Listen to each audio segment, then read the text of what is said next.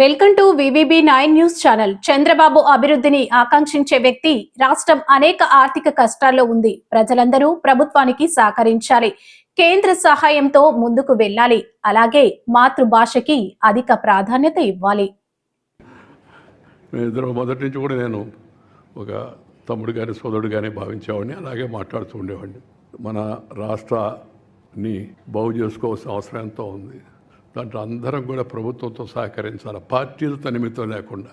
ఎందుకంటే ఆర్థిక వ్యవస్థ చాలా దెబ్బతినిపోయింది. ఇందాక చెప్తూ ఉంటే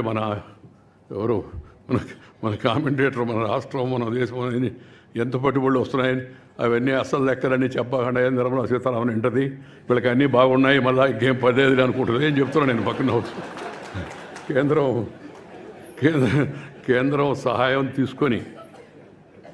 కేంద్రం సహాయం తీసుకొని రాష్ట్రానికి తక్షణ అవసరాలు అవుతున్నాయో వాటిని ప్రయారిటైజ్ చేసుకొని రాష్ట్రాన్ని మంచి పదంలో తీసుకెళ్లాలని చెప్పని నేను కోరుకుంటున్నాను. దాంతోపాటు ఒక మంచి పని చెప్పాడు ఆయన నిన్న, మాతృభాషలో విద్యాబోధన జరగాలని. చాలా చాలా సంతోషం. విద్యా విధానం 10వ తరగతి వరకు, ఆ తర్వాత ప్రభుత్వ ఉత్తర ప్రత్యుత్తరాలన్నీ తప్పనిసరిగా తెలుగులోనే జరగాలి. ఆ విషయంలో కూడా శ్రీ చంద్రబాబు చొరవ తీసుకొని పరిస్థితిని మరింత మెరుగుపరుస్తాడని చెప్పి నేను భావిస్తూ ఉన్నాను.